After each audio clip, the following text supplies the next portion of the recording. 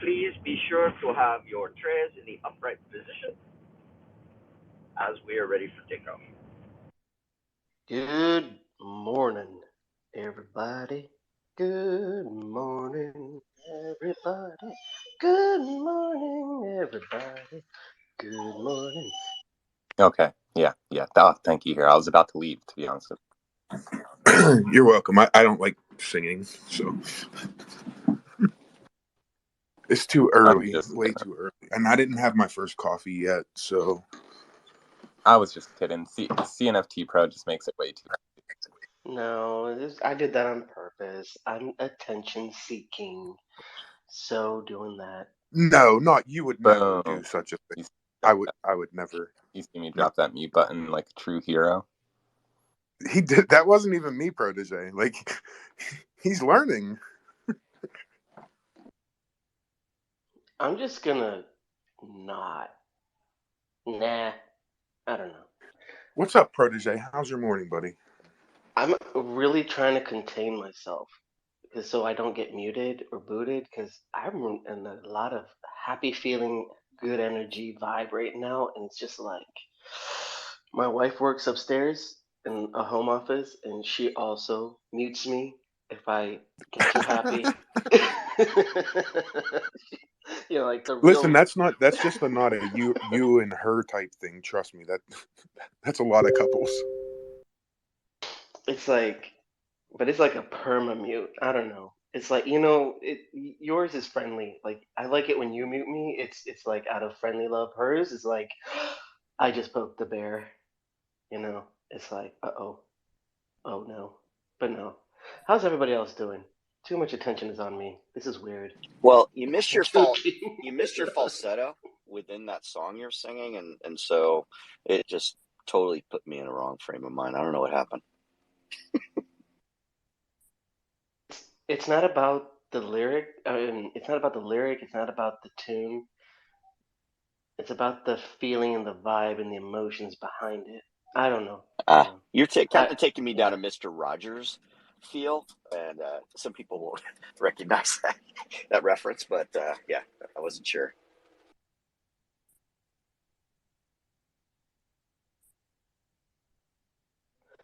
So what is the T, the capital T? How did everything yesterday go with the governance 24-hour marathon? Uncle Charlie showed up later in the afternoon, I believe. I wasn't around. Big Joe summoned him. That's what happened. How did that go down? Please fill me in because I wasn't there. I wasn't able to be there. Ali from Cardano Women was there. Lido, of course, was hosting, but he was kind of taking a little bit of a break since he'd been doing it for quite some time. And Big Joe, of course, was co-hosting, and we had a few people on. We really weren't talking about governance, and then Charles jumped on. And when someone said, "Hey, welcome, Uncle Charlie," that was Big Joe, right? And I'm like, "Get the fuck out of here! Someone's fucking with me." And I was speaker at the time, and I'm like, "Holy shit!" And then Charles started talking, and was able to chat with him for a minute. That was pretty cool, and actually, I think for the most part, kept my shit together. I was waiting for him to show up to that show. Like, shout out to Lido for putting that on. Like, I don't people realize how hard it is to fucking sit on a space for that long. Like, it's even if you get a break, like it's very daunting.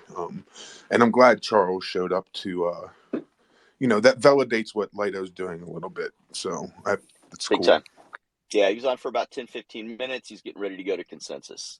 And he's asking everybody what everybody was doing, if they were going to consensus, and what they thought about it. And I think something's going down at consensus, like an announcement, because they've been pushing to try to get Cardano people there and I don't remember any other consensus like a push to get that many Cardano people there.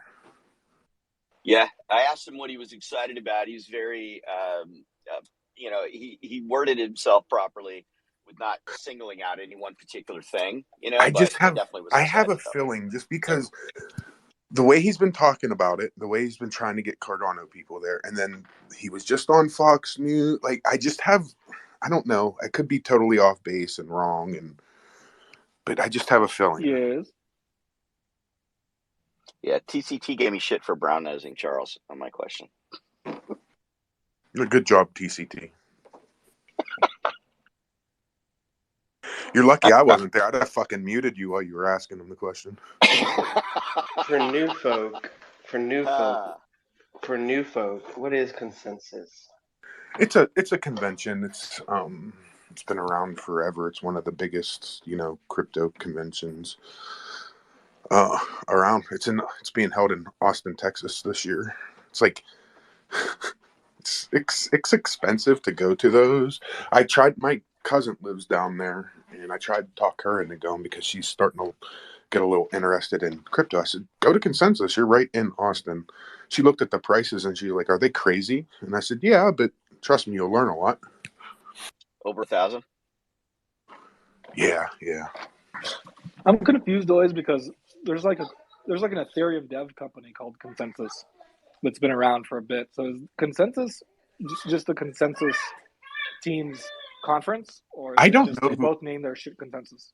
I'm I've not always sure if wondered they that. actually started it or not, to tell you the truth. I think that maybe they did, but it's always been like a giant Ethereum gathering. That's why I kind of thought, like, what the fuck's going on? Is he trying to get all these Cardano people together? See, that's what confused me. I thought this was a Cardano main thing. No, this is a catch-all blockchain or just Yeah, Ethereum thing. it's more or less. But then again, if you go to the Bitcoin conference, it's kind of a catch-all too, right? I mean, you have people from everything. You just got to watch out for toilet paper rolls there, from what I understand. Yeah, I don't know. Austin, Texas is fun. If you've never been to Austin, Texas, just They're go, different. even if it's not for Consensus. So it's Consensus with a YS at the end versus a US at the end. So Consensus with the U is the conference. Consensus is the Ethereum company.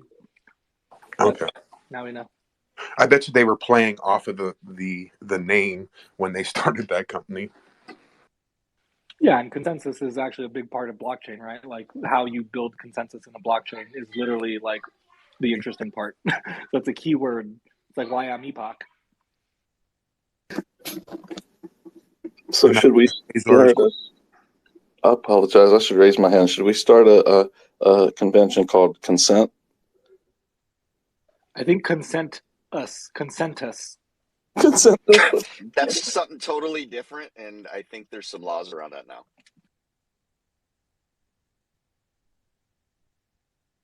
Well, it's not totally different in blockchain terms, though. Consenting people to do things. How was the conversation with Uncle Charlie? It was cool. I was high as usual. He was kind of in a hurry, but he always shows love to the community, and he was answering a lot of questions, and I was just trying to rotate people up as speakers as much as possible, so as many people as possible could get a question in. But it was fun. 24-hour space by Lido. Shout out to Lido. I rocked with him about 20 hours of that space the whole time, co-hosting with him, backing him up, and it was awesome. The best part about it was that after Uncle Charlie left, most of the people still stood in that room, and it stood like with over 100 people for a good while, and they were learning about Cardano and the projects we got going on and Project Catalyst and the proposals. So it ended up being a real positive space. And that's the power of him just stopping there, right? I don't. That's why I'm hoping that when we do the next one, because we do it every fund, I'm sure that Lido will be doing it again. I hope that, in fact, I'm going to reach out to Uncle Charlie through some channels maybe and say, hey, let's schedule him a time to actually be there. I'm a little late on this because I was feeding my dogs, but we should call it consensual. Again, we're still getting into the legal ramifications of things that came up about 5-6 years ago. So I don't think we do that yet. Quasar, go ahead.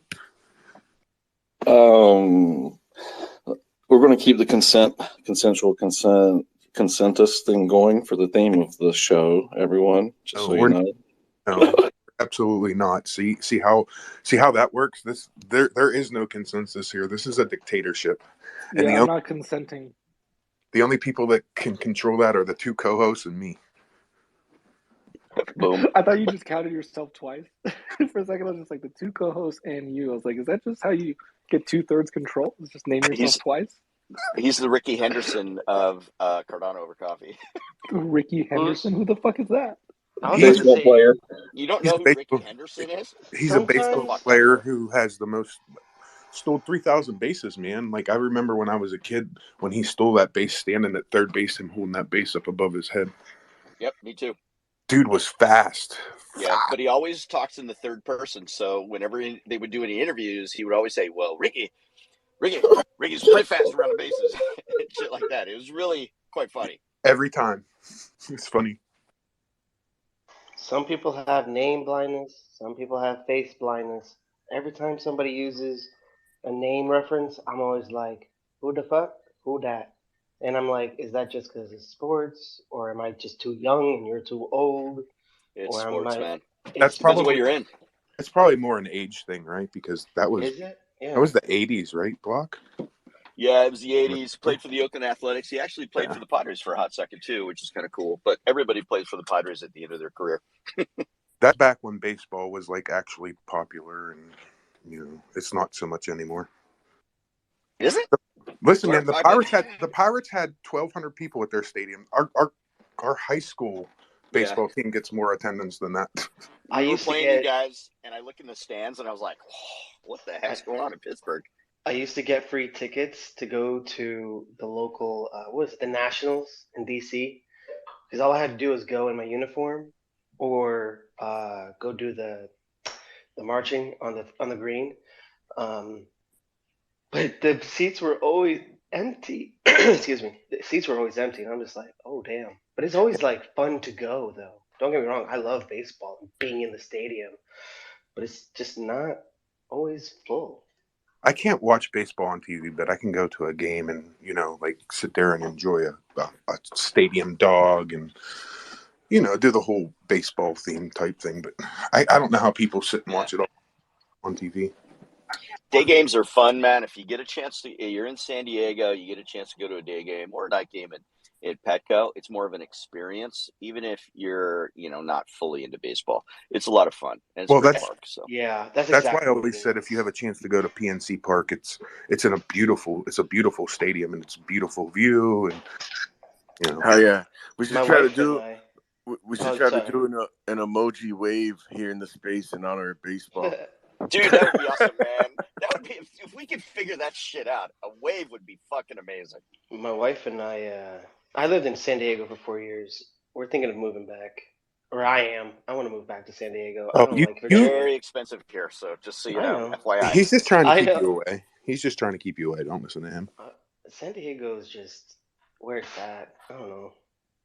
The weather can't be beat. There's nothing better than here. Everywhere else I go, I mean, everybody I talk to, there's It nothing took better. me 3 years though to find the Dunkin' Donuts, which is hidden inside a hotel, and it's the only one in like San Diego proper in 32nd, not 32nd Street.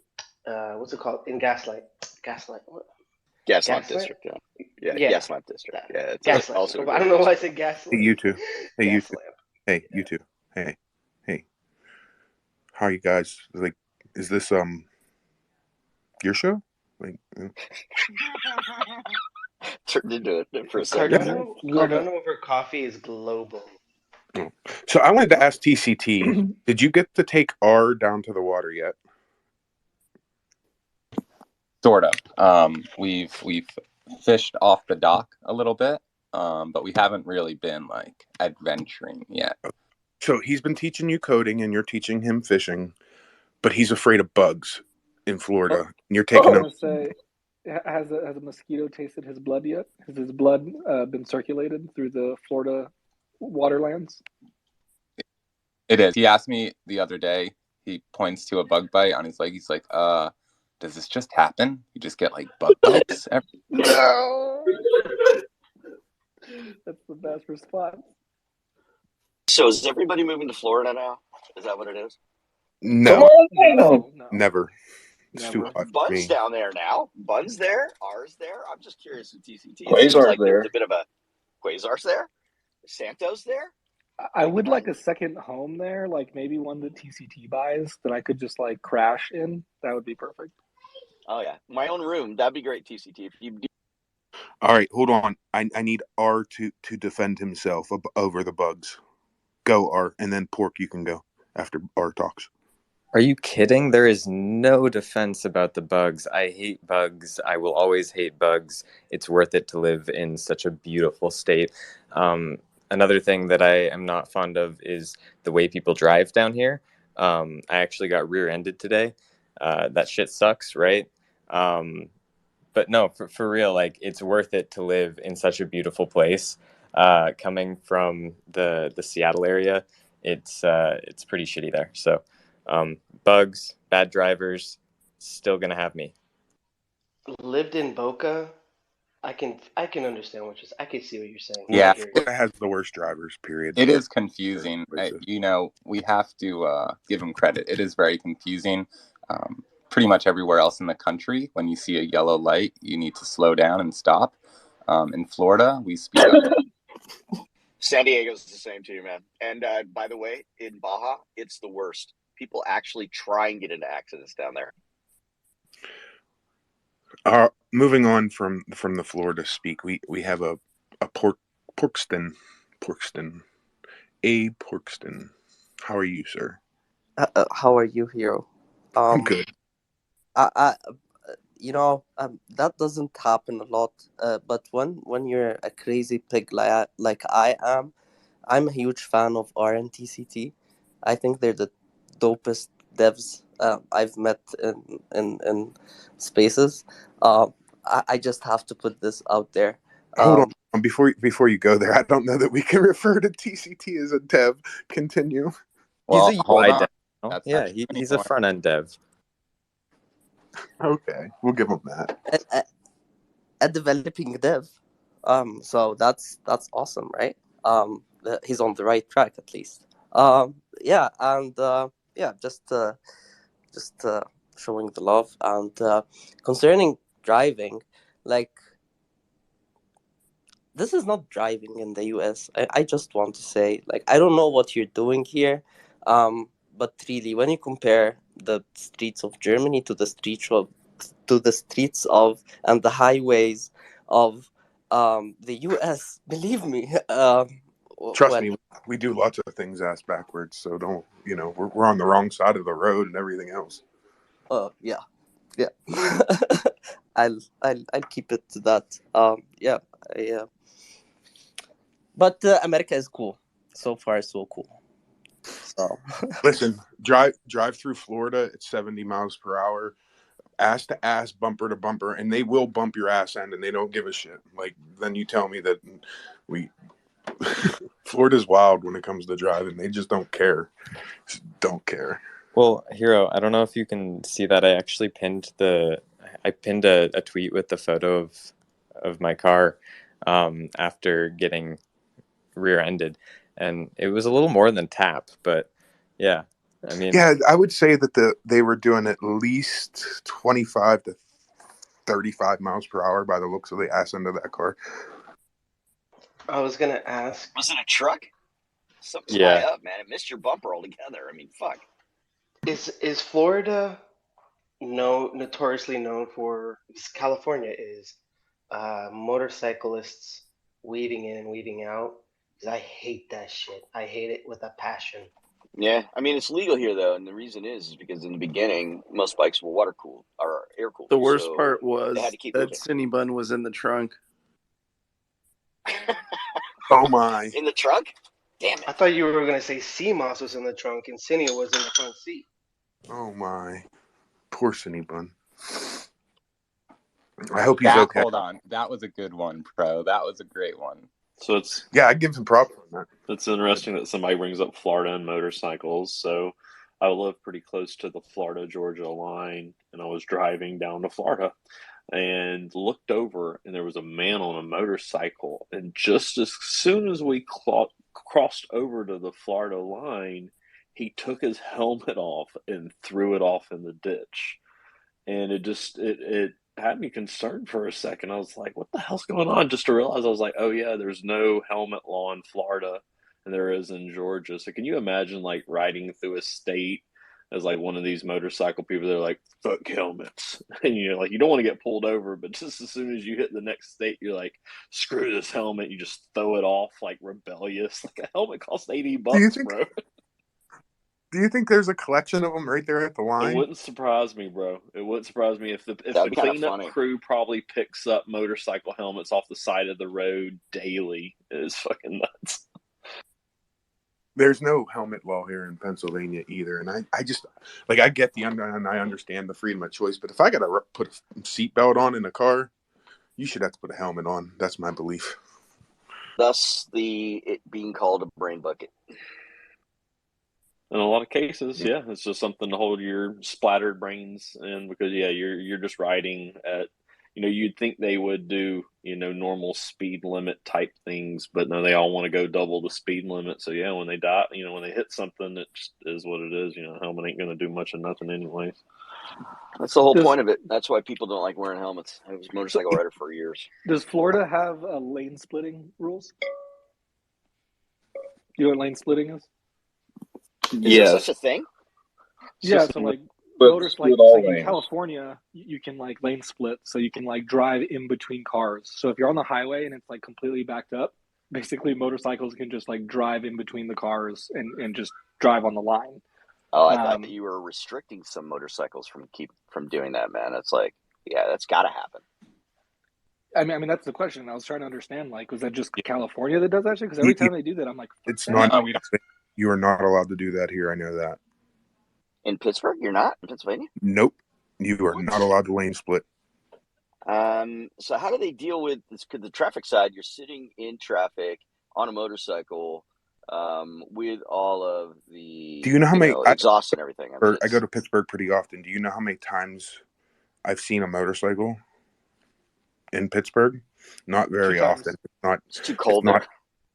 Exactly. You have like a 3 to 4 month riding period in Pennsylvania. So yeah, here it's year round, pretty much. So I need to know, while Cinny was in your trunk, were you writing Lark a letter? So, I actually, Cinny, he insisted on being in the trunk. I'm not sure where the request came from, and I was really concerned for him. I'm glad he was like at the front of the trunk because I'm sure that the material got pretty close to getting him, but he seems okay. You should have him come up here. He actually grabbed my phone and let you all know that he was in the trunk, but I'm sure he'd come up as speaker and talk a little bit more about his experience. I just want to, here's how that letter started. Dear Lark, I've wrote you 3 times, but you still ain't calling. Cinnabon, I'm glad that you made it through that accident. I'm working on a draft to Mr. Musk for writing such a luxurious and spacious trunk, and one that is also protective against the harsh realities of Central Florida driving. It gets pretty hairy out there, but he really is making changes that we can all appreciate for the world. Cinnamon Bun, I just need to know if there was anyone to be in that trunk. Would you name a name? Could you name a name? Come on, man, Protege, let's go. There's no reason for that. Like, just let that shit go. Like, people keep y'all keep egging the shit the fuck on, and somebody's gonna end up fucking fighting, and for real. And then y'all are gonna be like, "Oh, well, why'd that happen?" I'm sorry. My apologies. It's for real. For really real.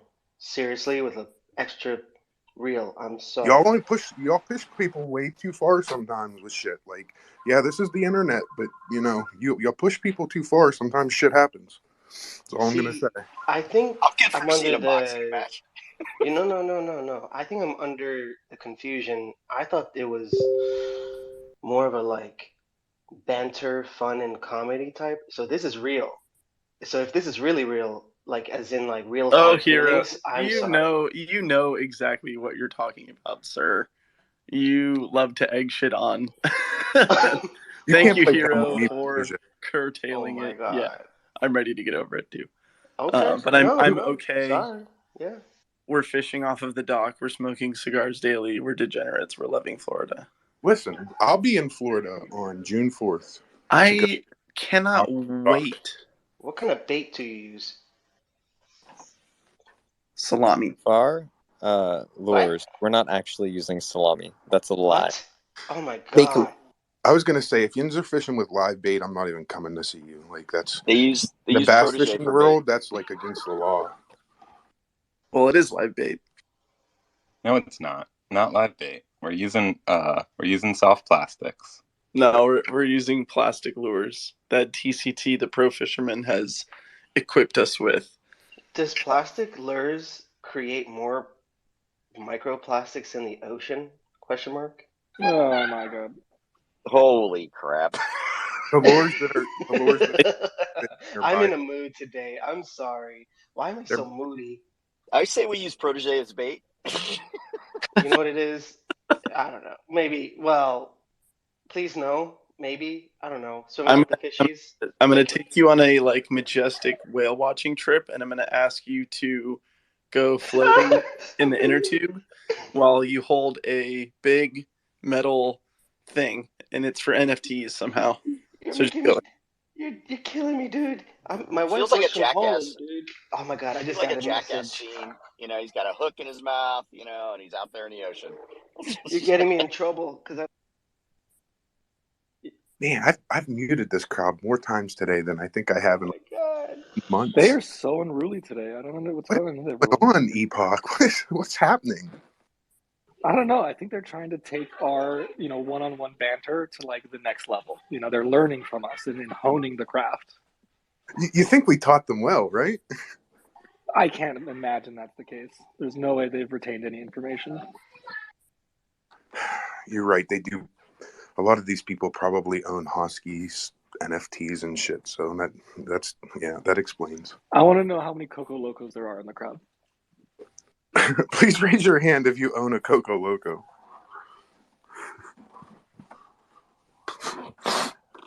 Where's my hand? I can't raise it. There's that Cinny. Cinny and Crypto King. That's a pair. Wait, can I just say you need to have a CoCo No. Oh yeah, I don't have a Loco. I only have No. Well, that is the right one. Right. You're okay. Yes, sir. And you wait, Hero. You think I'm not developing? I'm developing an entire front end for the Mo No minting module. Oh my god. So, Bro, I'm picking on you. You know, out of anybody that I think that could probably pick up programming and get it really quick and start that you. Hey, Hero. I have a question. What was that one project's name that was on here? Anyhow, TCT, as I was talking to you, I lost my train of thought. Yeah, pretty cool. I am picking it up real quick. Go ahead, Pro. Go ahead. Sorry. It's just because we have a minute left, and I'm like, oh no. What was the name of that one project where it's like the LinkedIn, but for the blockchain for us here, and it's like you go there and you create. Cardano Makers. What was it? Cardano Makers. Okay, so that's like the LinkedIn. Okay. No, I'm actually considering making, or that kind of platform or those kind of projects. I want to know more about those, or I hope that something comes of it. Is what I'm trying to say. Protege, shouldn't you be working on Chetty Boo Boo?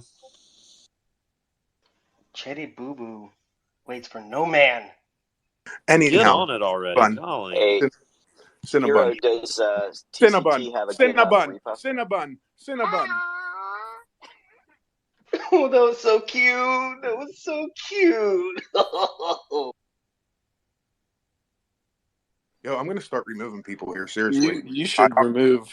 I'm gonna just start fucking kicking people. I'm seriously getting serious now. Like, we've had our fun. It's time to get into serious mode. I was simply raising my hand because you told those who had CoCo Locos to raise their hand, and it was residual from that. I apologize. It's okay. You own a CoCo Loco. You can do what you want. Quasar, was yours CoCo Loco also, or did you want something? I'm not with these other people. Don't kick me. Yes, you are. I think you're the leader, actually. Of course he is the leader. What are we talking about? Crypto King, you had your hand up. Quasar is a mastermind. I just wanted to ask, Protege, if you were fish bait, what fish would you bait? Wait, if I was a fish, if I was the bait?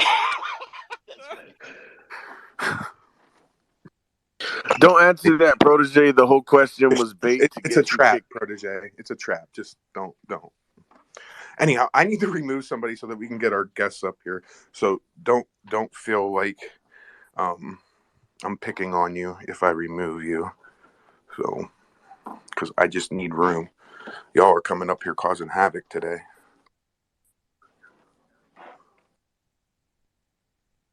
So just to just give a little background, I want to say Epoch, probably about 6 or 7 months ago when we were having this show, we did a lot of NFTs, and every NFT project and everything was always, art. And I said, just wait some time. You're going to start seeing different types of projects on the blockchain, like real estate. Well, wouldn't you know, today's guest is definitely trying to do some stuff in the real estate market, and they're building it on Cardano. So I'm kind of interested to hear what Chosen Homes has to say. Something I've been waiting for, because I think the blockchain solves real estate. I'm excited to see their solution. So who is behind Chosen Homes? Hello, I am Chris Borden behind Chosen Homes. Thank you for the intro. Yeah, we're trying. I started on the real estate side of things, so new to the blockchain and really the whole social aspect. I've never been huge on social media, so you guys got to bear with me when it comes to that side of things. But thanks for having me on. I do want to kind of make this more of a Q&A, just so we can really get a lot of feedback. And also, I don't have a ton to present. I really wanted the site to be up and running for this, so I could send you guys there. But Why don't we start with a little bit about your background, your history, what you've been doing? But you said real estate. That's like the briefest form of information possible. Yeah. So what are you good at? Why are you here? So I got out of the military and got my real estate license 5 years ago. I was an agent for a year down in Virginia. Helped a few clients. I think I did just enough to earn the $1 million, like closed $1 million at my brokerage.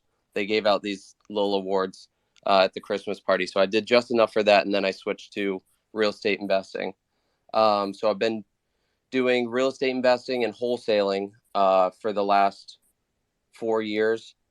And so I started Chosen Homes back in 2018, closed over 30 wholesale transactions, and then we ended up moving our home base to Boston. Can I ask you a quick clarifying question? When you say that in realtor speak, right? What does that mean, wholesale market? Yeah, so wholesaling is the process of acquiring a purchase contract on a house that needs to be repaired. So it's an investment project that needs to be done, and wholesaling's the easiest way into real estate investing because it doesn't require capital to purchase the property. You acquire the contract and then you assign that contract to an investor that does have the capital to close and flip the house. Okay, thank you. Hold on. I mean, let me challenge that. You said the easiest way to get involved in real estate. I mean, isn't that REITs, right? Invest in an REIT and like you get to participate in that without the volume of liquidity required from? Now, I don't know. I don't know a ton about REITs, like the in-depth details. I've never participated in one. So I can't speak on that. Fair enough. It could be less involved. But I mean, for like actually hands-on involved with the real estate in specific transactions, wholesaling's the least capital intensive to get into. I don't know much about real estate. and where I live, like what people pay outside of where I live for homes, like if you bought $100,000 home where I live, you're living in a fucking mansion, like a real mansion. Oh, no So way. Where are you at? I live outside a little town called Johnstown, Pennsylvania, in the hills of Western Pennsylvania. So Wow. Okay. I've drove through Pennsylvania plenty of times. While I was stationed in Virginia, my family was living in Ohio, so I took the PA Turnpike a billion times. you paid for our great service. Never mind. I don't even want to get started there. Right. Tell me about some of your experiences in real estate. Like, what attracted you to want to do that in the first place? Well, it was for why I got into it specifically. The key that turned it was really I just didn't know what I wanted to do after the military, and I had just bought my house maybe a year beforehand. I think I bought it in 2015, early 2016. And my realtor was set up. I mean, he had the car that I wanted. He was a cool guy. He dressed well, and I was like, okay, that guy, he's making enough money to like take care of himself and do things. And a lot of what I saw on his Instagram and from being in the office and being around him, it was just having conversations with people and helping people, get their house. So I was like, seems like something I could do. And I think subconsciously it was also a way for me to prevent the what I went through as kind of a kid. We were moving around a lot because we could never really afford to purchase a house. So we were always renting, and rents get raised at the end of every lease. And when that happened, we had to move. So it was just like, I think subconsciously it was like, let me get into real estate so I know what the heck's going on, so I don't have to be forced out of my house throughout my life. Yeah, I think that probably plays into it more than you realize. But why the blockchain? Why are you trying to bring real estate to the blockchain? And what exactly is the project trying to do? Yeah. So the blockchain thing, actually, this whole aspect and this side of it didn't come into play till 2020 when I learned about blockchain. I was super late to the party. I had no idea. I had heard the Bitcoin story about the guy buying pizza, but that's it. And really, back in 2018, my original plan and idea was to launch a website where I could have my buyers go to review my deals that I had up for sale. So when you're a consistent wholesaler and you're bringing in deals, you get these houses under contract, and then the second half of the job is having to market those contracts to your buyers list, your cash buyers that are looking for flip projects. So I had a few deals fall apart when I was first getting started because I didn't know the disposition side of the business very well. So I got houses under contract and they were good deals. I just didn't know how or who to market to. And through that frustration and those failures, I intended on building a site where I could just put them up on the site and have my buyers list come check them out and decide for themselves, whether or not that was a good deal. That way I'm not chasing people around, sending out text calls, setting up showings, all these things. Getting that set up on Web 2 was going to work, but it was it didn't function exactly the way I needed it to. It wasn't quite as smooth, and it didn't really solve all of the problems. All it did was make my job a little bit easier. When you say it didn't solve all the problems, what problems is the blockchain going to solve that Web 2 didn't for you? Right. So the blockchain allows us to solve way more problems than I thought we were going to. As we started building this, and I learned more about how the blockchain functions, and really we can solve transaction speed, which was the initial thing. Transaction cost, we can solve security, documentation, accuracy, data storage, accessibility for homeowners.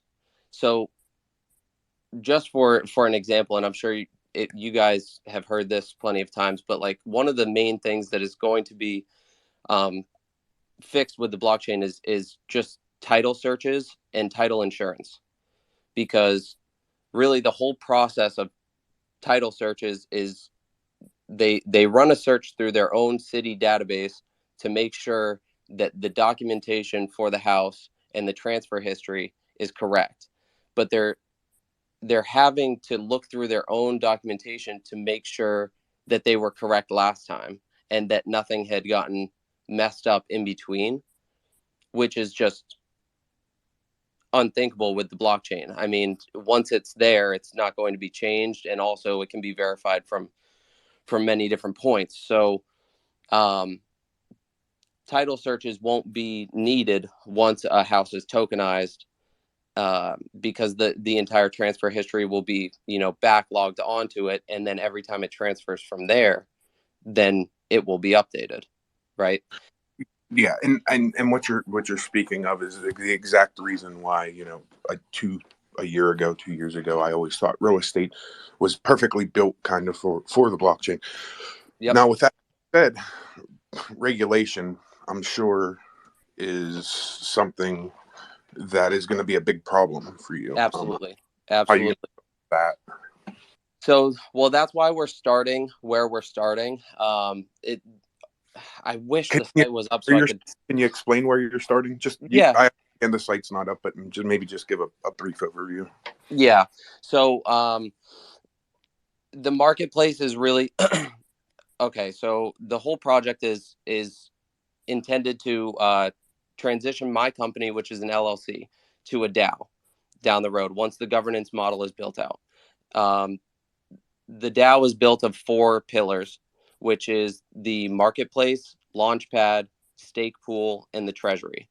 Now, where we're starting, the stake pool is already up and functional, so you guys can delegate to Chosen. It's CHOSN. It's been operational for almost a year now, and again, I'm not good at marketing, so we don't have a lot of delegators. But where we're starting is the marketplace. So there's 3 phases to the marketplace. Phase 1 is where we begin with DFA tokens, and those are deals for assignment. So how I just explained wholesaling, that's essentially what the DFA tokens are doing. Now, our launchpad is we have 100 passes for real estate investors to purchase, and that gives them access to our weekly meetups, discounted marketing costs for proven marketing tactics to generate leads.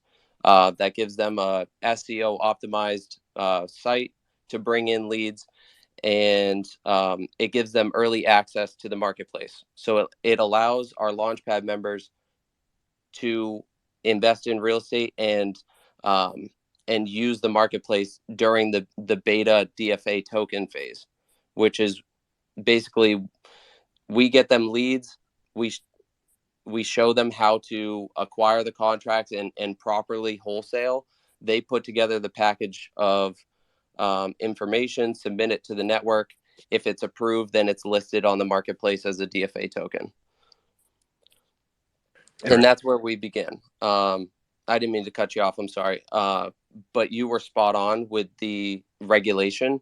So that's why we're broken down into 3 phases, because there's more red tape with each phase, and we need to not only gain traction, but more time needs to pass as regulation starts getting firmed up. And then also the treasury needs to build up some capital to allow us to move into those next phases. Awesome. Blockchalk, I know you're new to being a co-host here, but you don't got to raise your hand. No, yeah, you okay. do what you want, Blocked up. Yeah, well, I still want to be respectful. But I love the idea. Goki's kind of got a similar idea in what they're doing. They've already got a token out and what have you. I'm curious, as far as the DAO goes, just how are you setting it up? Do you already have team members in place that are part of that? Have you thought about, ADAO has a roundtable multi-sig, which you could use, which is key to, being able to make votes and things of that nature surrounding the DAO. But and then where are you going to hang your hat? Wyoming has, a particular program they're doing with DAOs where you can be an LLC, things of that nature. So I guess those are my questions there. So when it comes to the DAO governance and a multi-sig, that is the direction we're going to go. I can't say that we are moving in that direction. We've had talks with ADAO. We've had talks with a few other groups working on those things, working on DAO structures. Now for where we're hanging our hat, Wyoming is the kind of the one, the standout at the moment, but we're not in a rush to do that because the governance model is further down the road, one, and two, I've been bootstrapping to the point where we're at, and funds have obviously been tight due to me not doing my work as a real estate investor. I've been more focused on the blockchain and putting a team together, which we do. To answer your question, yes, we do have a team. We have a full-time dev who has two guys that are kind of ready to jump on once we do have some funding. We have a design team of 3, community manager, and there are 7 Launchpad pass holders currently, and then we have an in-house SEO. He specifies in SEO, but he also does just business consulting. He's been in the digital marketing game for a long time. So on the stake pool side, as far as the token and delegation, what is your are you at 100% or are you at 4%? What are you doing as far as that goes? And if you're not giving ADA rewards to your delegators, are you giving your token as reward? How's that working? We are giving ADA rewards to the delegators. Now, when you said 100% or 4%, well, there's a range. I mean, you can go to 0%. He's talking about the margin for the margin. Got you. Sorry. Yep. Margin, we are at 1%.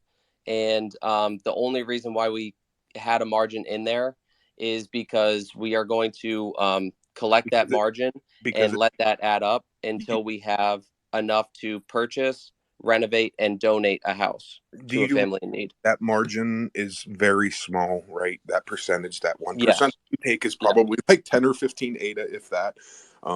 So don't be afraid to march that margin up. The race to 0 margin has been a problem for stake pools forever. If you have a 0% margin, you're no wonder you're relying on that 340% fee to pay your bills. And when it changes, you're in trouble. So yeah. Well, I wish we were dependent on that, but we haven't minted a block. So really, getting delegated right? That's probably the biggest challenge that you'll face as a stake pool. Mm-hmm. I mean, it's been bleeding me and my pockets, because that's the thing. And I want everybody to know, like, this is not VC capital back. This is not. This has been coming out of my own pocket. I do nothing but this. I wake up, I spend 18 hours on this project, and let me offer this to you. There's probably ways to reduce your cost with your stake pool. Reach out to me after the show or something, and we can talk about what you have set up for your stake pool and your costs, and see if there's anything we can do there. TCT, you had a question? Yeah, definitely. Yeah. Oh yeah. It's a big one too, because it's great, right? I hear yourself, many others passionate about this. They see the issues. You mentioned right away, like growing up, not being able to afford housing.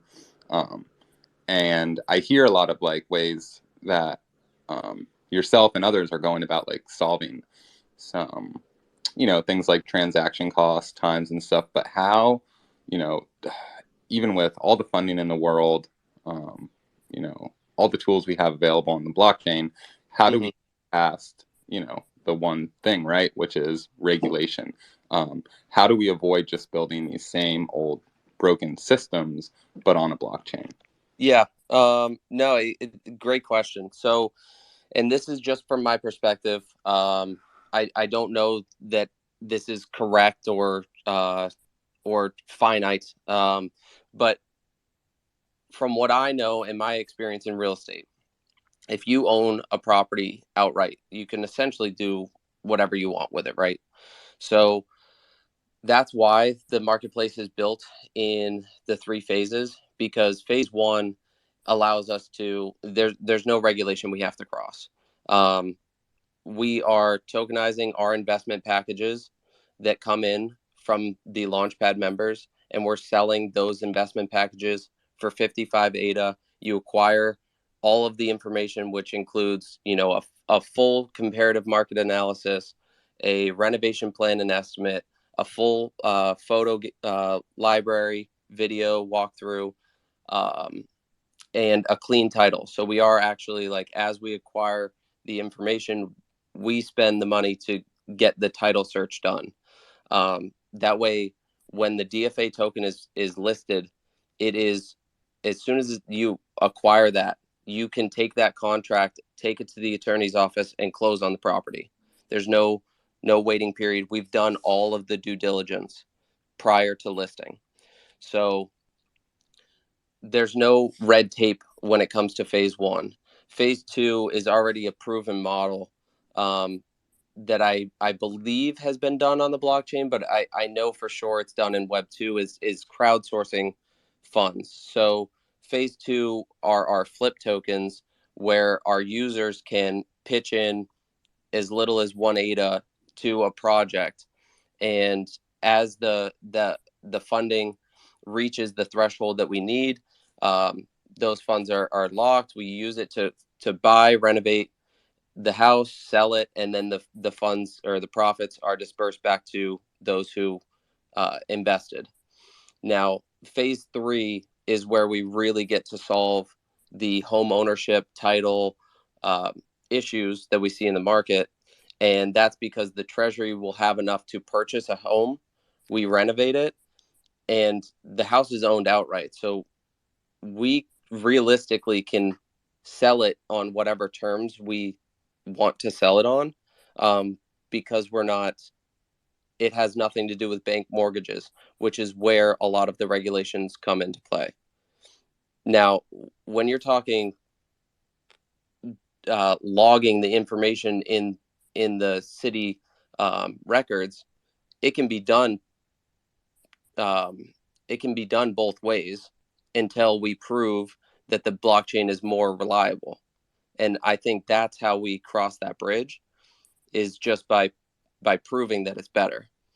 A lot of the regulation is going to have to do with mortgages and a lot of that side of things. So by waiting until we have the Treasury balance to do it one house at a time, we're saving ourselves from fighting those battles. Good answer. I think it was a good answer. I don't care what TCT says. We're going to get to some hands. We have about no more than probably 10 minutes with this guest. So if we can, you know, make sure that we keep them kind of short. And also, where can we go to find out more information about your project if we have more questions that we don't get to during the show? Yeah. So I would check the Twitter. We do have a Discord link that will be posted. I'm very, very new to Discord, so we just got that set up.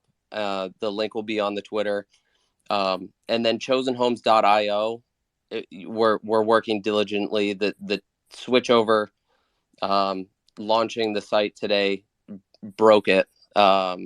So I was, like I said, I was hoping it was going to be up for this, but check chosenhomes.io. Okay. CNFT Protege, you were first, and then Riley, and then Crypto, and then Dan. Thanks. Also, thank you for your service. I was also in the Navy, and funny enough, right after, I worked for a title company. Hey, there you go. Right, right. So I'll keep it short and sweet. Like, so I just want to conceptualize you a little bit more. Mm-hmm. You are more in, at least for the the time being, between how we know home purchasing, the process of that, especially on the federal level, Mm-hmm. right? You're more kind of bridging the gap between really just finding a means to get a home sold and purchased outright, correct? And so you're not acting like a bank or mortgage service. It's just like, again, buying and selling whole. Because again, oh man, I have so many questions, but we don't have the time. I just want to conceptualize you a little bit better. Yeah, no, you can shoot me a DM. That's one thing. I'm gonna add a calendar link on the Twitter as well. So anybody that has questions can just schedule a quick call with me, and I'm more than happy to dive into all of this. Because we are trying to grow the team and just really just make everybody aware of what we're trying to do. Because we're trying to help the communities as we grow, which is a whole nother thing that we got to get into. Yes and no. So we will be acquiring the properties outright, which allows us to then implement selling them on lending terms. Now, it gets a little iffy there, but there are seller finance solutions that have been done for years. So there's no regulation keeping us from setting up our own payment model for the purchaser to pay the treasury.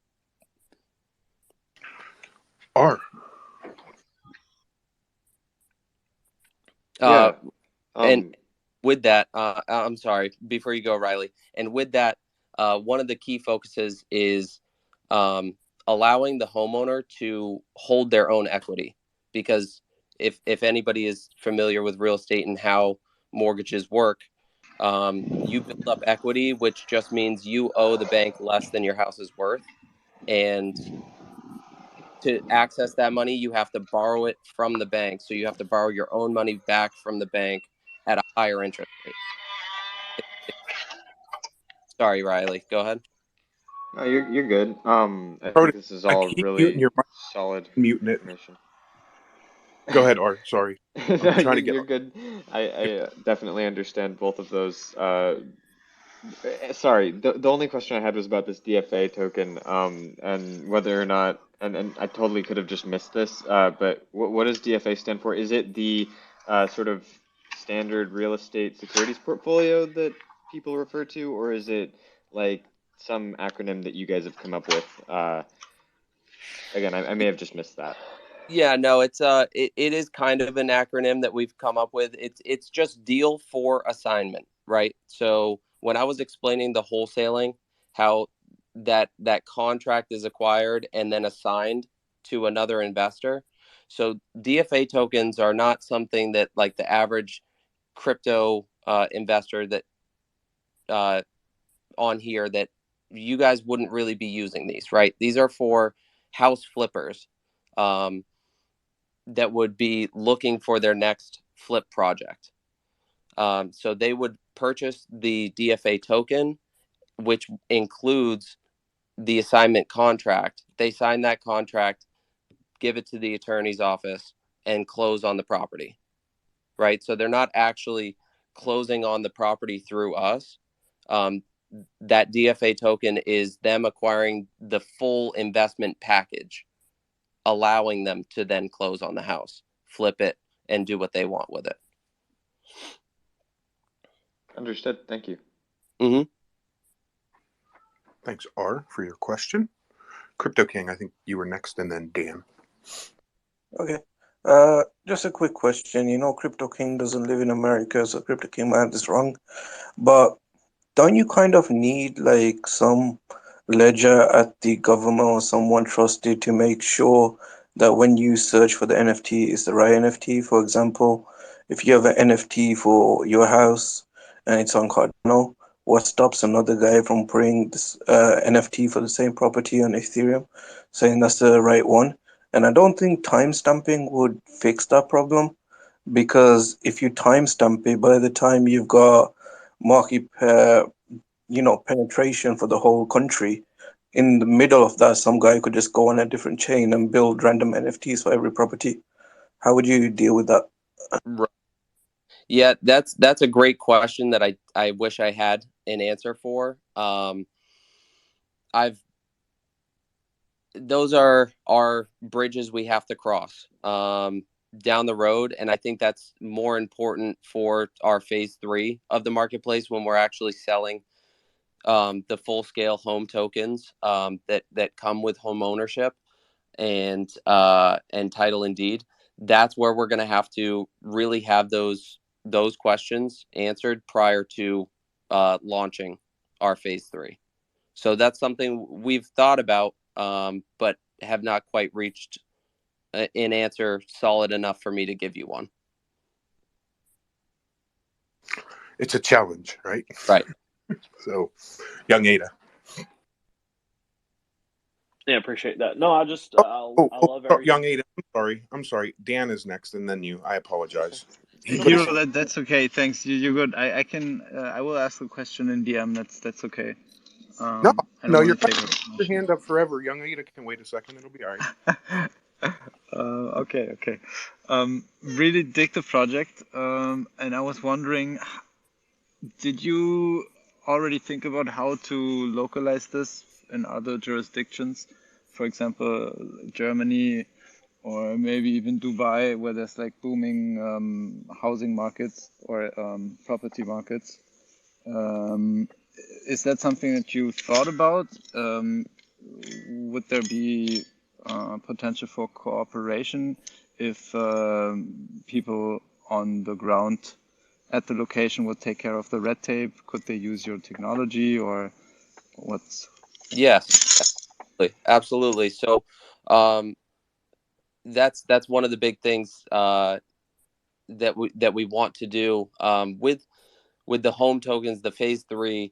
The idea is to create a completely fair and transparent real estate market, right? So the application towards not only established areas like the UK and Germany, where they have solidified housing markets, but also places that struggle with a housing structure, period, like Africa and other areas. So absolutely. I guess I would love to talk more with you about the area. I have never left the country, so I don't I don't know those markets or how exactly we would have to do that. But definitely interested in working through those problems so we can give this technology to everyone. That's awesome. I'm going to hit you up. I would imagine that Africa is not that difficult red tape wise as Germany or especially the UK. Right. But yeah, I put my ear to the ground. I have many friends and family members who are in the business, and maybe if one of them gets excited for this, I will put you in contact. Thanks for answering the question. Thank you. Young Ada. Thanks, Dan, for the question. Yeah, honey. Yeah, I'm here. Okay. I'm so sorry about that, guys. As you were, I had more of a statement than a question, and the wife started yelling at me, so I'm gonna go attend to that. Good to see all of you, and love this housing project and everything that you're doing. They're chosen homes. Hey, thank you. Thanks, Young. So, Chosen, can you just Discord, right, and follow you on Twitter, and you're working on that website to get it up. Definitely like an interesting project. hopefully at some point you'll be able to come back and give us an update. I appreciate you taking time out of your day and coming and hanging out with us. Yeah, absolutely. And I please everybody, one more last shameless plug. Go check out our Twitter. So when I was talking about as we scale, we want to give back to the community.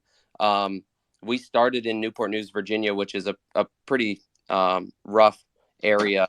And what we're doing to give back, we started our first community campaign. We're selling T-shirts, hashtag Team Tees, and with every sale, 100% of the profit from each T-shirt is going to buying, renovating, and donating a house in Newport News. We are in talks with the Boys and Girls Club, director of Virginia Boys and Girls Clubs, to help select the single mother that we'll be giving the house to. So please go buy a T-shirt, and then just keep up with the Twitter, the Discord, the YouTube, and we'll be creating content around the entire renovation and donation. So that's awesome. And I saw that the other day when I was looking through some of your stuff before you come on the show, and I wanted to bring it up, so I'm glad you did, because it totally slipped my mind. Yeah, no, I appreciate it. But yeah, thank you for having me on. I hope to have updates for you guys soon. Finally, the team is coming together and rounding out, so I can shift my focus more so back towards the real estate, so we can really start moving into the beta phase of the marketplace. The Launchpad passes, we pre-sold 10 of them, but the remaining 90 passes will be listed on JPEG Store in the coming days. We just got verification for our collection, so those will be listed. So if anybody is looking to get into real estate wholesaling, and just working your way up and joining a group of investors that are kind of thinking ahead, and moving towards blockchain and really helping the communities that they're operating in, definitely check that out and join the group. Thanks. I appreciate you taking time out. And TCT, Lido's not here. Can you do the Lido minute? You know it. It's that time of the show. We're about halfway through. If you like what you're hearing, I encourage you to tweet out the space. Please get your ADA off of exchanges. Hero has a pool. Lido has a pool. TCT does not have a pool. Also, please check out lidonation.com for your source of hype-free information and everything Catalyst in audio and video format in English, Spanish, and Swahili. That's lidonation.com. I'm your favorite code dreamer, Lido Nation, and that has been your Lido Minute. I love the fact that we do the Lido Minute even when he's not here for him.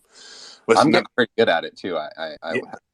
Shoot my own horn a little. Yeah, you did the mid-roll and the Lido Minute all in the same thing. It was amazing. Yeah. It's pretty awesome, right? Like, we have a Lido impersonator. Again, shout out to Lido for the 24-hour Catalyst space. Like, dude's a beast. Yeah, that was pretty epic. It was actually really cool. I spent a lot of time in there yesterday. And yeah, that's big props to Lido for doing that. That's a big commitment. Yeah, and make sure, the way that you can support Lido is either A, by staking to a stake pool, or B, go use his tools at lidonation.com and give him feedback.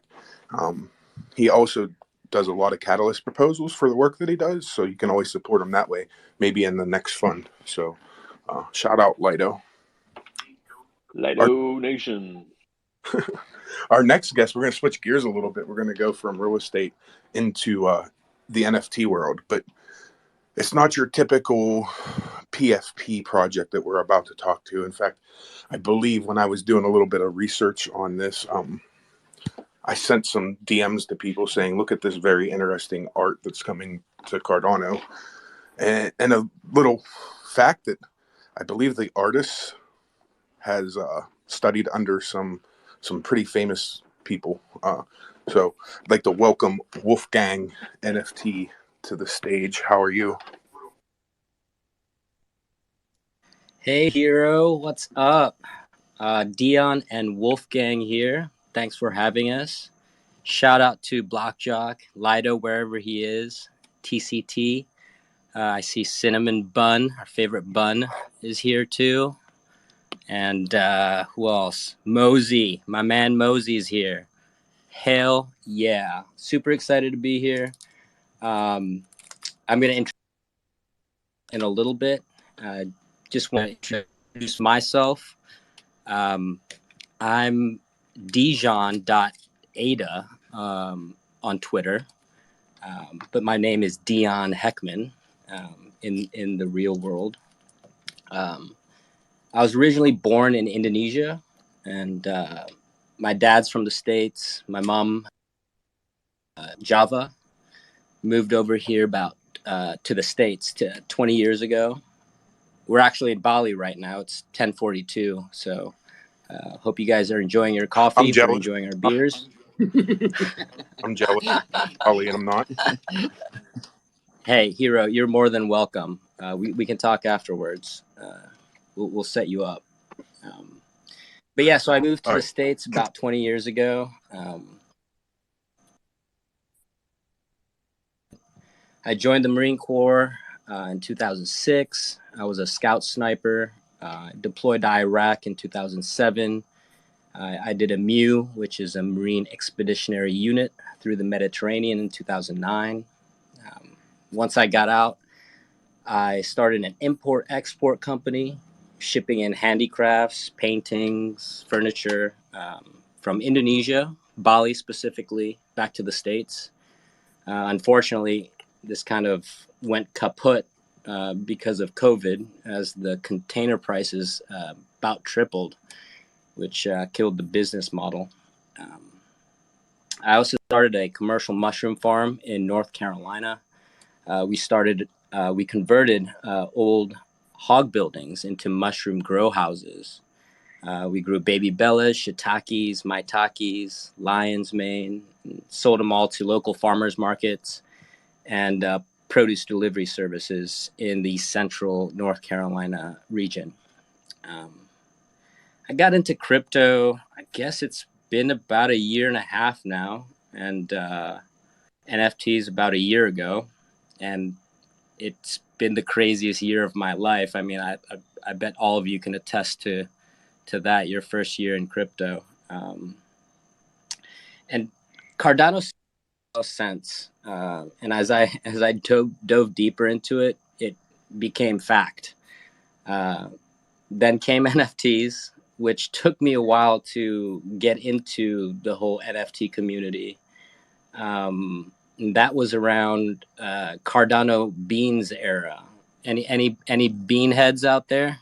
I don't know if you guys are into the Cardano beans. I guess. Hell yeah! I got some beans. I'm still holding. Those are my magic for them to grow. But you know, being in the NFT, being in the NFT community for a while, I realized that it was more than just flipping JPEGs and more of a way of taking back information and having control over this data. Really gives power back to the people that are involved and contributing.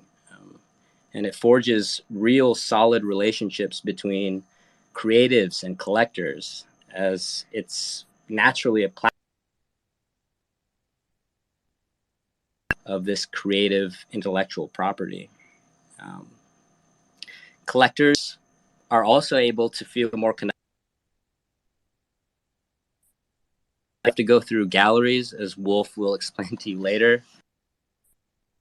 I also feel safer that they are purchasing art from their actual artists, not to the artists. And it's really a beautiful thing, and I couldn't be more grateful to have stumbled upon this community. So after having this realization, I reached out to Wolf, and he's been my friend now for about 7 years, and we met through mutual friends, expats here in Bali. And I'll let Wolf tell you about that, about how we met and all that. But as far as our project goes, we don't really have a lot of hype around it or any paid partnerships. We really wanted to create a community of art lovers and collectors that wanted to be here for the art. We wanted to build a community that sees NFTs more than just a flip, not only from our established Cardano community, but from people who know nothing about NFTs or blockchain. And I feel like this is my own personal way to contribute to the Cardano community. And, you know, it was a big step when we partnered with Bali Bohemia, which is a hotel here in Ubud, here in Bali. And this location, a FOB, if you will, for those who are in the military, that's or not, that's a forward operating base for our project and also for the community. The idea with our project is to have a physical place where we can who aren't already in our community about NFTs and blockchain, but specifically Cardano. You know, there's millions of visitors that come to Bali every year in search of art, culture, and even themselves. And when they see an NFT gallery by an artist that was trained by Ernst Fuchs and the great master Salvador Dali, they might be a little bit more interested. They might think it's something to take a little bit more seriously. And this is our mission, to help with adoption by educating. And in reality, we're in conflict right now, which is what we're in conflict with legacy systems that are currently controlling the world. And we don't win these battles by sitting back at home in a comfortable space where everyone's agreeable. You have to go out to the places where people look at you and have no idea what blockchain is, never mind an NFT. And if they have heard of NFTs, they'll say something like, oh yeah, like those cartoon pictures or the monkey pictures or whatever, which, you know, I'm fully involved in, so I love them. And Wolf is also in love with some of the NFT projects out right now. And it really is hard to get people to see the value of blockchain and NFTs without starting in a common place. And that's really what we're trying to do. And a little bit about Bali, it's weird because I see a lot of similarities with blockchain and how the Balinese people govern themselves. And it's weird. It's decentralized and democratic and based on trust. And it's I haven't seen it anywhere else in Indonesia, let alone anywhere in the world. And again, Hero and everybody that's listening, we'd love to have you here in Bali to experience this. We'd love to have you guys join our mission to educate people about Cardano and NFTs. And it really is a revolution. And I see a lot of potential in Cardano. And I know that every one of you and gals, I'm gonna introduce you guys to Wolf here and let him introduce himself. So here's the great Wolfgang Widmoser. Hello, very privileged to meet you all. Before nice to meet you. Dion came to Bali this time, I had really no idea what it all means. NFTs, Cardano. I knew Cardano though. As a scientist, I'm very interested in mathematics also. But let me introduce myself. Yeah, I'm Wolfgang Widmoser. I was born in Munich, made grammar school in Munich, and then went to Vienna to meet Ernst Fuchs, which is one of the 5 fantastic realists.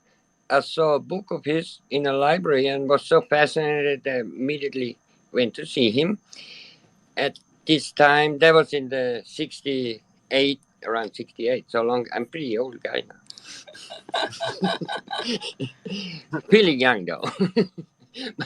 You're only as old as you feel, my friend. I met the guy, and the guy accepted me as his pupil, and soon as his help to teach other people. We had this community to teach art and a special technique called the niche technique, which is the best technique for painting in the world.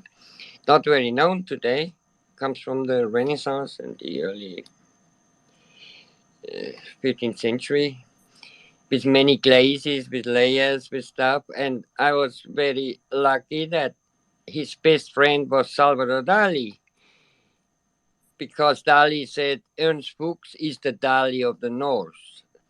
So, and actually, so then Fuchs decided I have to see the light of the South and sent me down to the master himself. So I had that great privilege to meet one of the greatest painters in the world.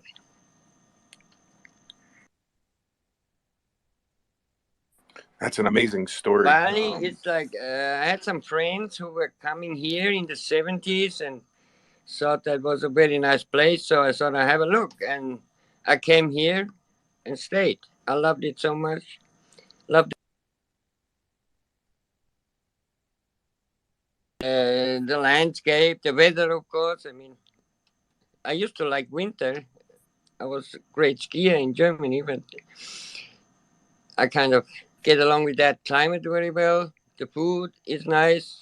Of course, the women are the most beautiful in the world. So I married one of them, and now we have some kids together, which are fantastic Eurasian races, which I love. Okay, so I met Dion with a good friend of us. Is a Bali expat, a bird watcher, a writer, an excellent writer, Victor Mason, his name. So he had a party. He makes this incredible party sometimes for people to meet, and that's where I met Dion 7 years ago. Don't tell him too much about the party. No. And now Dion decided to come to Bali, and we're working on a project. And he explained me all about this Cardano blockchain and so on. I'm in the process of making Cardano, the mathematician, and which I knew from my studies in mathematics, especially projective geometry, which is the basic of perspective, in painting. So I'm very theoretically also interested in all these things for painting. And then he made me understand the concept of blockchain, which is very democratic, a very democratic system of exchanging values. And I totally agree to that.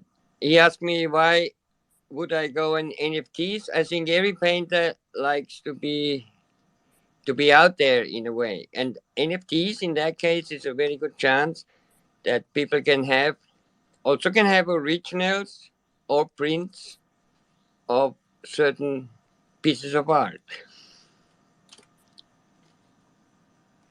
And yeah, the Cardano blockchain, I see much more than money or art even in that. I think it's a good new way, and the world will definitely be better when that is becoming the system, how money and art and values in general are traded.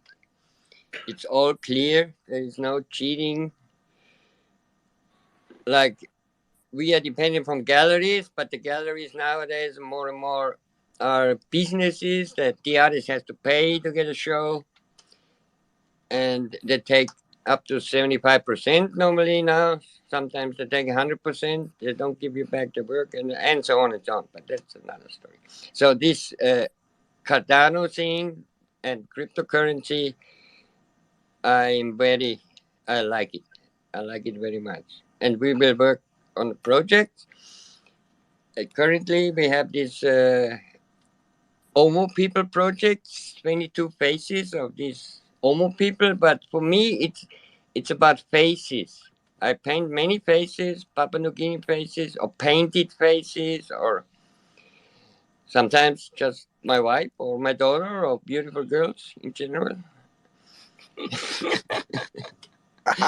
This project, yeah, has 22, or maybe I'll let Dion explain. Do you guys have any questions for Wolf? Yeah, I have to know. Can he tell me about one of his experiences with Salvador? Can he tell us about one of his experiences? Salvador Dali was, yeah, my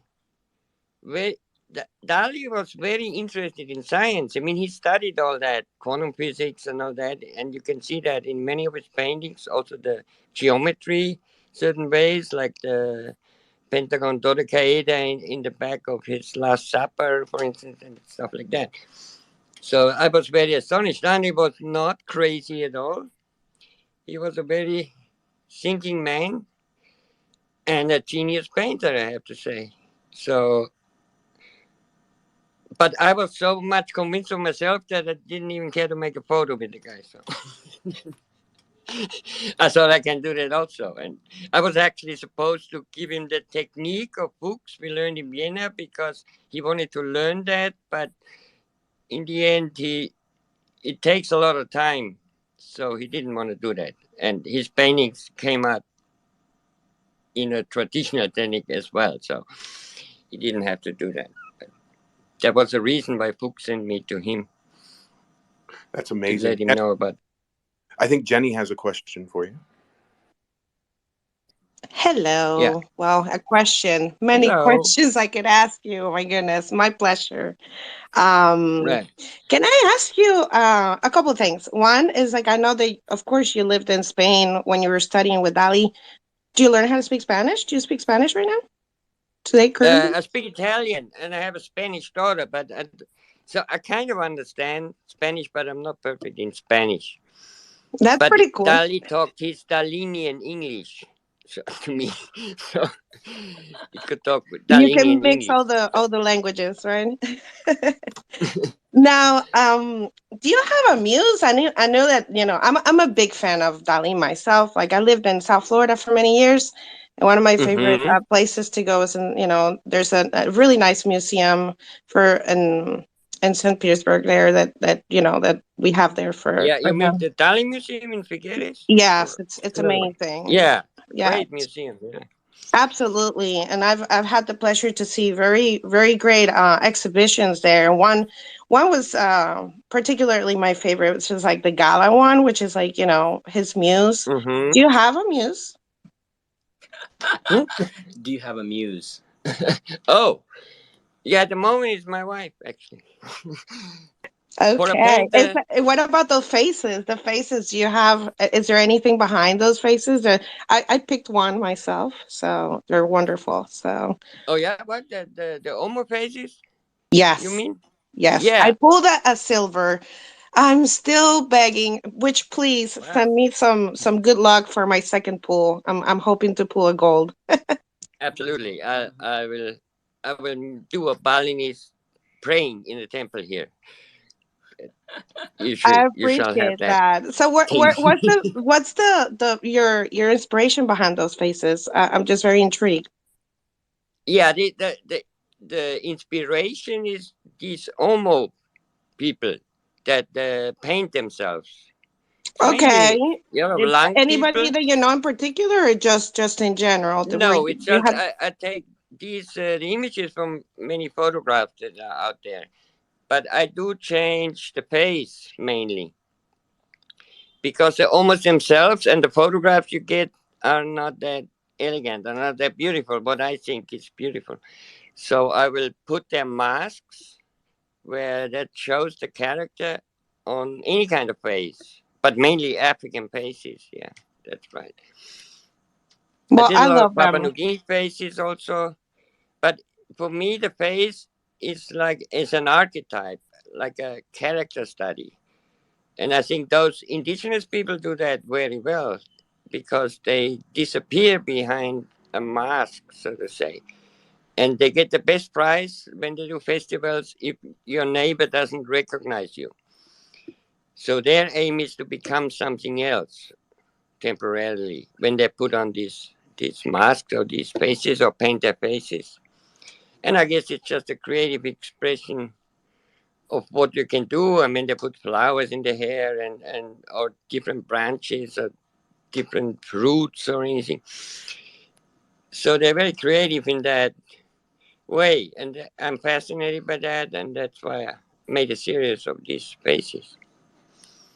Well, I appreciate the fact that you picked women as your first collection, especially showcasing interesting women from the world. So I love that. Thank you for choosing Thank you Cardano so as much. well. Yeah, women. I mean, it's not about.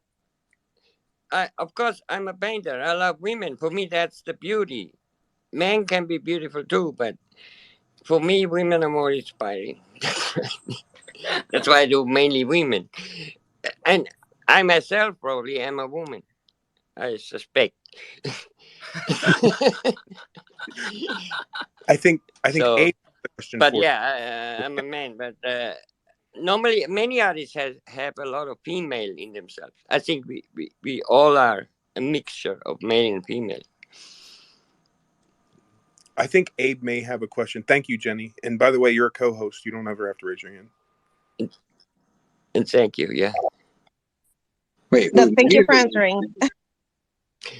Yeah, thank you. Abe, go ahead. Ask your question, sir. Okay, let's see here. So first off, I absolutely agree with you about like the gender fluidity kind of thing. So right on there, hell yeah. And next off, my question would be, I heard you guys say something about North Carolina and mushrooms and like fresh ones and whatnot. Where do you guys like, and you said central, like Central North Carolina. Are you talking about like Charlotte, Concord? Like, I'd love to know because I would love to check out like one of those markets and whatnot and see what's up. Yeah, so it's in Raleigh, North Carolina, Carolina Mushroom Farm. I started it 2015. I got out of that business in 2019. So my partner still runs it. It's called Carolina Mushroom Farm in Raleigh, North Carolina. Gotcha. I'm actually going over there soon, so I might check it out on my journey there, depending on if I. Oh, let me know and I'll go with you, Abe. I mean, yeah, I'll send you the deets of why I'm even going. You might want to even join the event too. But that's regardless. I like the artwork. I think it's really cool of how much experience you have as well with like different aspects of life. I feel like the more seasoned people in life that have like done a whole bunch of crazy random things typically are often the most like creative and the most like inspiring kind of thing. So it's very cool. Awesome. Thank you. Thank you. I think Dan has one more question for you guys. Yeah, I just wanted to add to what Abe was saying. Really ridiculously happy and thankful that you chose Cardano as your first NFT trial. And I wanted to ask, what is the size of the mint that is currently ongoing? So how many will be minted? Yeah, there's 22 of these faces, and the size is 24 by 38 centimeters, a golden mean size. My favorite size. And how many NFTs are going to be dropped this? So there's going to be 1,188 NFTs. Why that? Why that? Yeah. Because there's 22 paintings in the collection, with 54 NFTs created from each painting. So there's 3 tiers. You've got 50 silver, which come with 1 whitelist for all future projects. There's going to be 3 gold tiers with 2 whitelists for all future projects. And the gold tier will also come with a physical acrylic print. And there's going to be 1 black signature NFT, and that will include 2 whitelists on all future projects, and the signature tier will also come with the original painting. Framed. That's pretty. Framed. What's The hanger. What's the cost? That's amazing. Thank you very, very, very much for dropping this on us. Absolutely. What's the cost of mint? 100 ADA. Oh man, that's not even too bad for that. Wow. 100 ADA. It's minting right now, right? TCT, take over. I got to go do something. Hey, I pulled a silver Yeah, one. you So want to I'm make so it excited. available, affordable. You don't want to.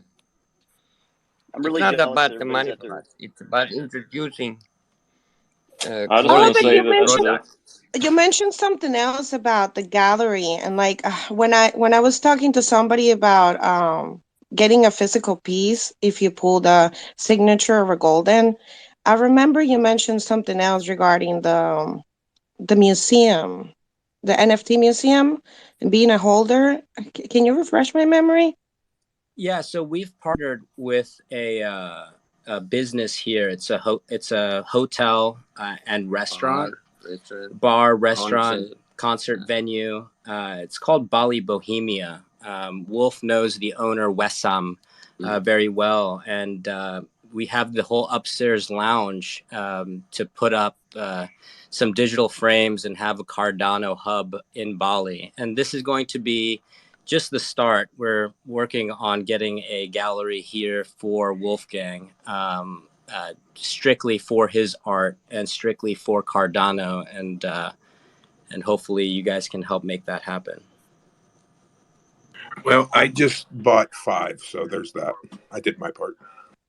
Oh, yeah. Thank you so much, Hiro. Thank you so much. Terima kasih.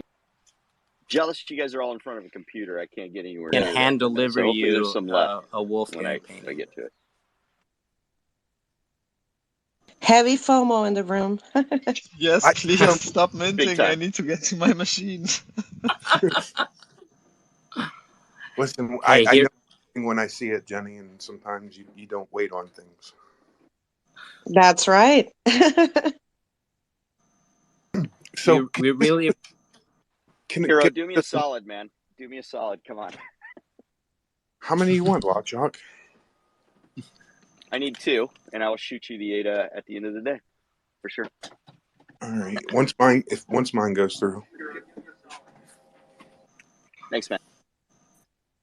We really appreciate you guys, Hiro and Lido, wherever he is, Blockjock, TCT, for having spaces like this where we can, talk about our projects and our passions, not just ours, but I've been to your space, since, I don't know, since I started with Cardano about a year and a half ago.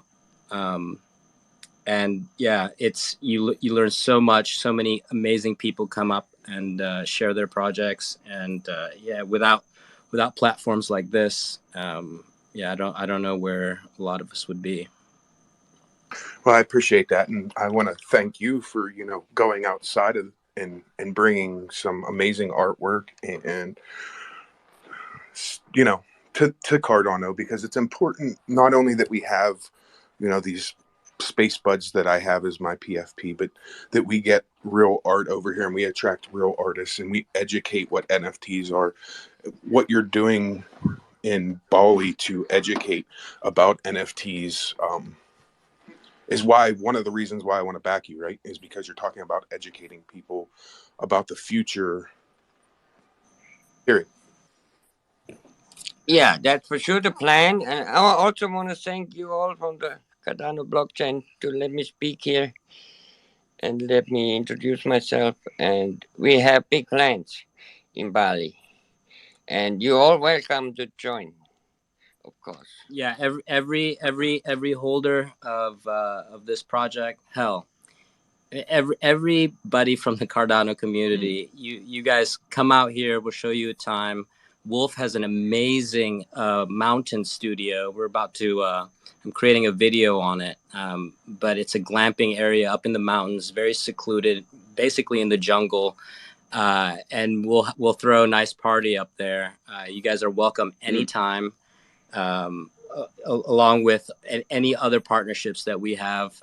We don't want to announce too much hype, but we have a lot of other partnerships in the works, and we know how important a community is, and I think that's what Wolfgang has been missing, being a recluse here in Bali and trying to sell his art over in the States and in Europe is someone to really help him build a community. And that's the reason I'm still with Cardano as well, is because you guys, all of you guys are amazing. I see you guys, help each other every day, and it's a rare thing, and I'm glad to be a part of it. Jarhead, you have a question before we let them go, and just so everybody knows, I pulled 1 gold and 4 silvers. Oh my God! Get it? Yeah. Hey, congratulations, good pull. So if the next one you pull is going to be a black, and that'll be mine then. Okay, cool. Thanks, man. That absolutely. Go for it. Bam. Jarhead, go ahead. You had a question for them. Yeah. So real quick, how often do you think that you'll be releasing the series? I might have missed that in the conversation. Like when is the next series coming out? I'm into the couple here. Yeah. They're awesome. Love them. Yeah. So the next series should be coming out around October. Wolf is finishing up the painting.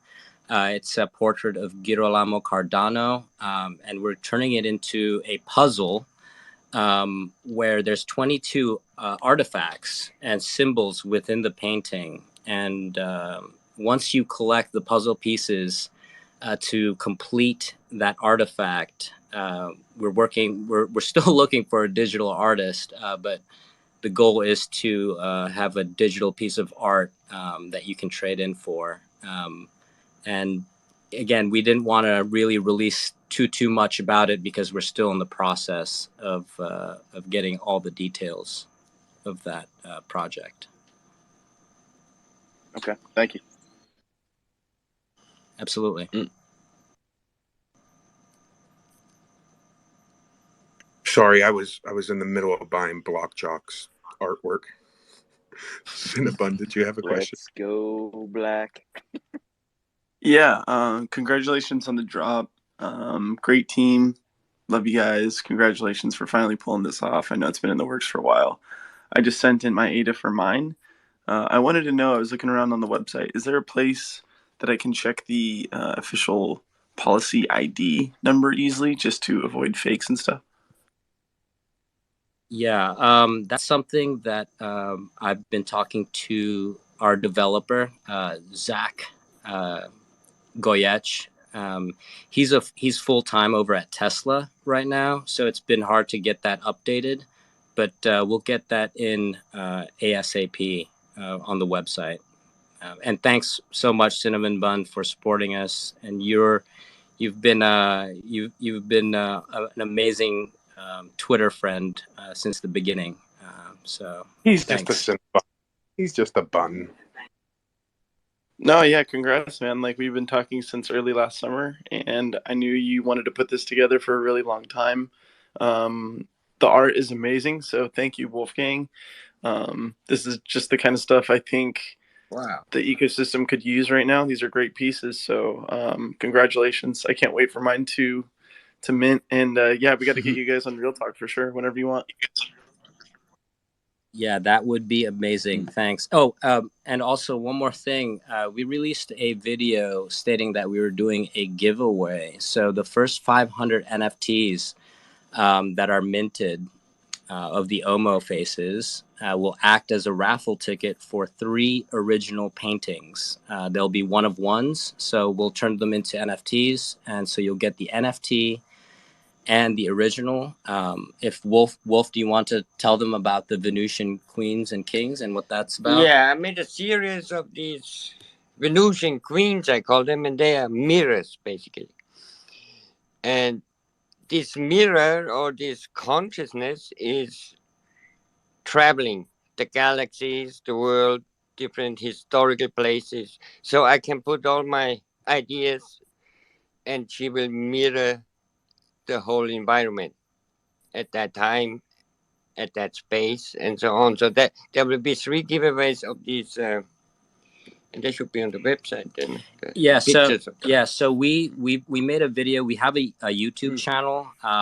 And I don't know if you guys knew that. I'm also really bad at Twitter and social media. But we do have a YouTube channel that I've been posting basically the introduction of Wolf and Bali and this project. If you guys go onto our Twitter or the link at the top of our profile, that tree link or link tree, it should take you to our YouTube channel, and we have updates there. We don't have a Discord, just because I've heard people say that, enough of the Discords. You can reach me, on this Twitter handle anytime.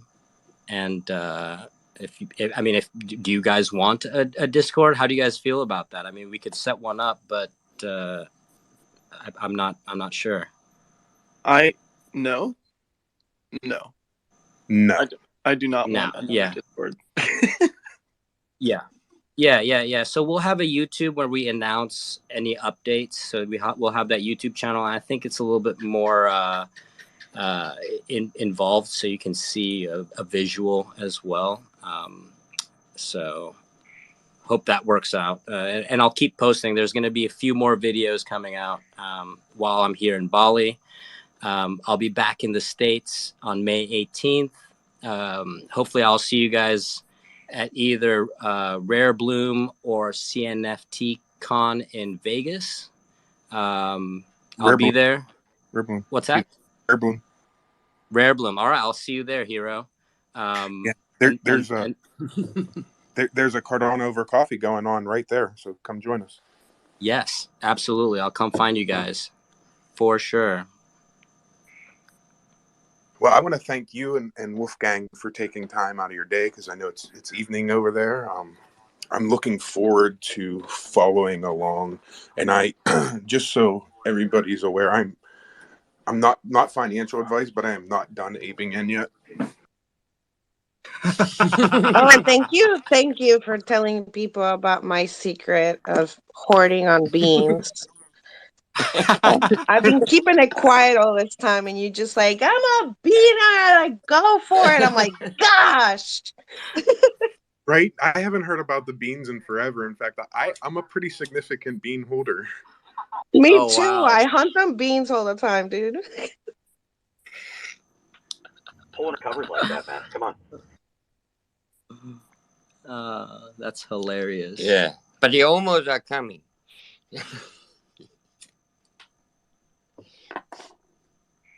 Hey, is there a link for the art that we could pin to the top or something? Yeah, you can go to my personal website. I think 3 of them, Wolfgang Widmoser.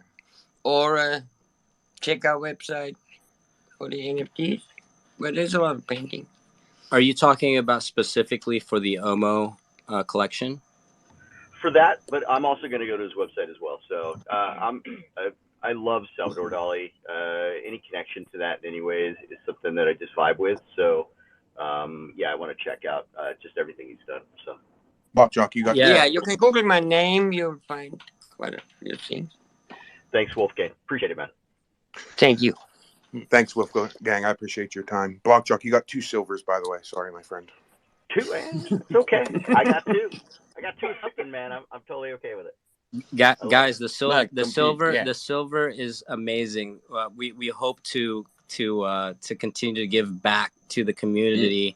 It's not just going to be the one whitelist. You're now part of the Wolfgang community, and it's going to be a special journey. And just hold on to them, and we promise to give back. Hey, the gift is the art. Anything that comes secondary is amazing. And the fact that I've got an open carte blanche to go to Bali and hang out, down with that too. So, yeah, that's the plan. That's right. And you might even like it. Bali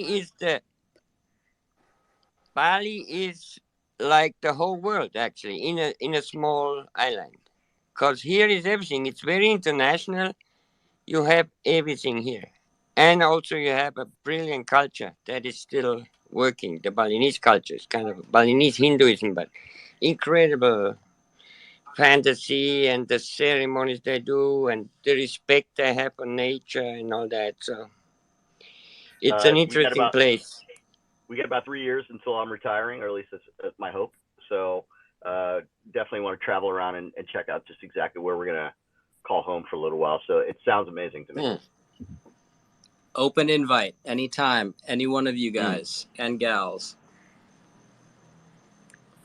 Yeah, we're thinking of making a hotel also, because I'm a passionate architect and developing some new methods of building, more economic, but earthquake safe and lots of stuff like that. Well, when you build it, and make sure that you accept ADA, that's what I'm paying in. Sure, absolutely. I think we should stick to the ADA in the future. I just heard a prophecy. It's coming from America, actually. You have a prophetic society, and they said cryptocurrencies will be the future. So, no worries. Yeah, we're of course, in the age of I had no Aquarius. idea about all this, but it makes a lot of sense to me now. Yeah, and I think with your background in mathematics, when you really start to look into what Cardano has done and what they've modeled their, the business model off of for this crypto, yes, it's right down your alley. Yeah, I mean, I like the guy. That's why I make a portrait now, and you will find all his inventions, or most of them, on this painting and special symbols that sort of say he was a gambler also, I have to say, and maybe life is a gambling thing. I think you could be right there. Yeah.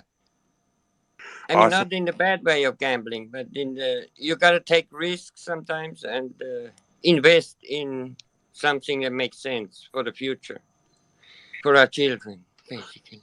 Absolutely, 100%. I agree with you, and I think that's why I joined blockchain many moons ago now, and